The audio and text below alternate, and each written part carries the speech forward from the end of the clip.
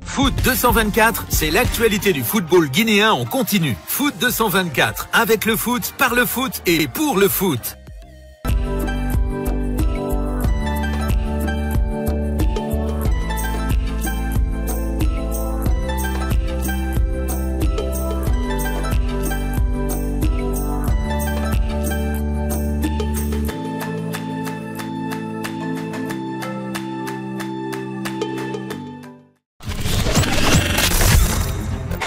Bonsoir à tous, bienvenue dans ce nouveau numéro de Flash Sili qui vous parle de l'actualité du Sili national de Guinée à l'occasion de cette 33e édition de la Coupe d'Afrique des Nations de football qui se joue ici au Cameroun. Une Coupe d'Afrique qui voit la 3e journée des phases de groupe terminée au compte du groupe B où est logé la Guinée, le Sénégal, le Malawi et le Zimbabwe. Le Zimbabwe était l'adversaire de la Guinée pour sa 3e sortie. Une rencontre qui s'est plutôt mal déroulée pour cette équipe de Guinée qui a perdu 2-1. Dans cette rencontre, en première explication, l'équipe de Guinée a vu le Zimbabwe marquer 2 buts sans pouvoir réagir. Une rencontre, une première période plutôt qui laisse de la déception chez les supporters guinéens présents ici au Cameroun, mais aussi à Conakry ou partout dans le monde, comme vous le voyez sur ces images au stade général Lansana Conté de Nongo où le match était projeté.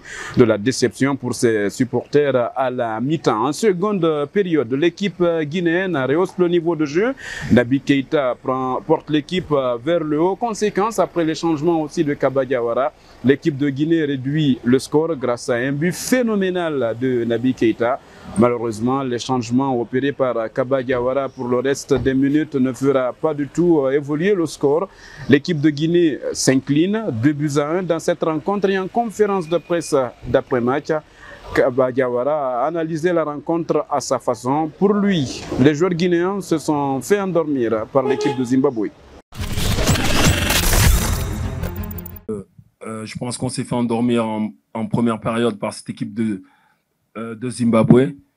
Ils ont refusé le jeu. Donc voilà, ça nous a un petit peu énervé. On n'a pas su réagir.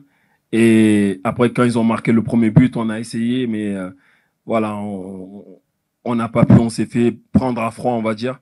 Après, ils ont marqué le deuxième but. Donc à la mi-temps, on a tenté de modifier les choses un petit peu. Et après, on a pu marquer un but, mais c'était pas assez. Voilà, le mal était fait déjà. Donc voilà, bravo à eux. Ils nous ont bien pris et nous, on n'a pas su réagir. Voilà tout.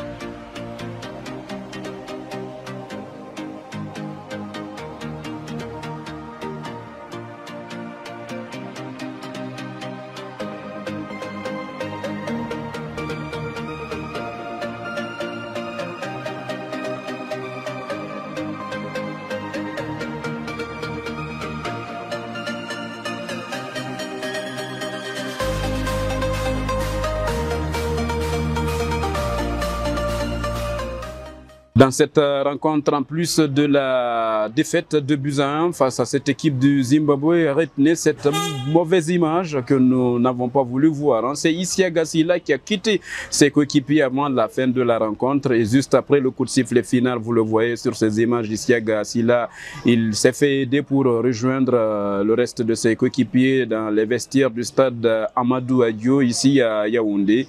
Isiaga Sila blessé, Kaba Diawara a été interrogé en conférence de presse d'après-match. Vous allez le voir dans un instant. Le sélectionneur guinéen n'a pas aimé la blessure de son joueur.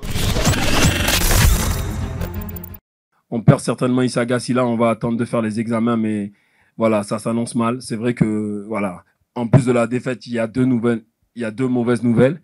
Donc on va rentrer, on va faire les comptes, on va se reposer, on va essayer de voir, mais c'est deux tristes nouvelles quoi. Isiaga Sila n'est pas le seul qui va rejoindre l'infirmerie de l'équipe nationale de Guinée. Malheureusement, il y a Ousmane Kanté qui aussi était porté au dos pour rejoindre le bus de cette équipe nationale de Guinée, comme vous le voyez sur ces bouts d'images. Et dans la soirée de cette rencontre perdue, la Fédération guinéenne de football, à travers un communiqué, a fait savoir qu'Isiaga Sila et Ousmane Kanté ont été malheureusement touchés. Le premier, s'agissant bien sûr d'Isiaga Sila, ressent une douleur du côté de la cuisse et le second est victime d'une légère entorse à la cheville. Des examens approfondis seront faits dans les prochaines heures pour bien sûr déterminer la nature exacte de la blessure d'Isiaga Sylla, mais également d'Ousmane Kanté. Mais à vue d'œil, selon les dernières informations que nous avons, il ne faudrait pas du tout s'inquiéter pour Isiaga Sylla. Les deux joueurs vont donc effectuer des examens ce mercredi 19 janvier afin d'établir un diagnostic plus approfondi et plus précis pour être très bien situé au compte de cette triste nouvelle pour cette équipe de Guinée.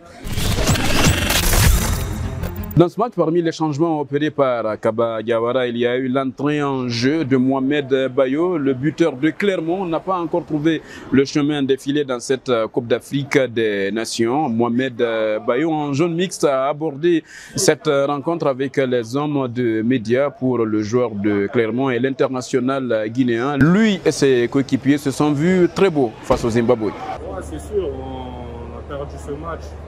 On s'est mis trop beau peut-être. On était confiants sans doute. Et aujourd'hui on s'est fait battre, mais c'est une bonne leçon, on va relever la tête. En tout cas l'équipe n'est pas démoralisée. On s'est battu et on va revenir plus fort pour le 8e de finale. La Guinée est donc qualifiée pour les 8e de finale de cette Coupe d'Afrique des Nations en 2019 également. En Égypte, la Guinée s'était aussi qualifiée pour les 8e de finale de la compétition. Mais à la différence, cette fois-ci, l'équipe de Guinée termine 2e, comme vous le voyez dans ce classement, avec le Sénégal leader avec 5 points. La Guinée 2e avec 4 points. Le Malawi 3e de ce groupe. Le Zimbabwe, malgré sa victoire face au Syli national de Guinée, reste à la dernière place de ce groupe. La Guinée va affronter le 2e du groupe F dans cette Coupe d'Afrique des Nations contre des 8e de finale. Un groupe qui est composé, je le rappelle, de la Gambie, du Mali, de la Tunisie, mais également de la Mauritanie. Des 8e de finale qui vont se jouer d'ailleurs sans Naby Keïta. Le joueur de Liverpool a écopé un carton jaune, synonyme de suspension en toute fin de partie face au Zimbabwe. Naby Keïta a été en jaune mixte également.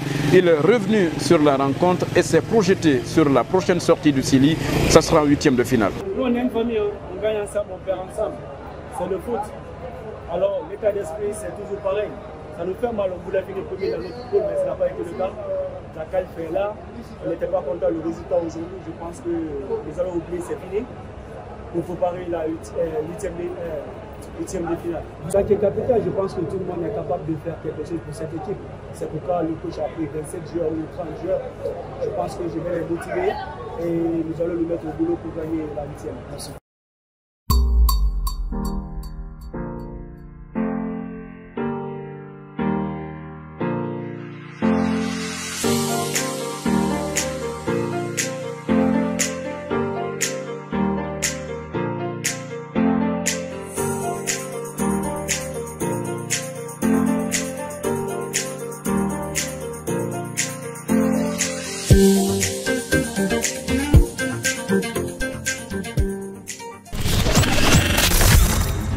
Voilà, mesdames, messieurs, comme on se quitte compte de ce nouveau numéro de Flash Syli. C'était un plaisir de vous servir. Merci à toute l'équipe de Flash Syli avec Maurice Sylla, Mamadou Saliou Bari, Tierno Amadou Makadi, mais également Ibrahim Solisso.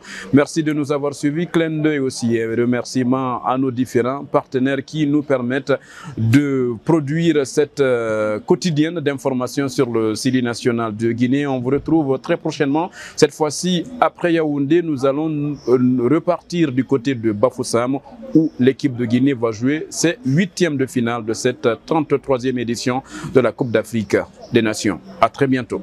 Foot 224, c'est l'actualité du football guinéen en continu. Foot 224, avec le foot, par le foot et pour le foot.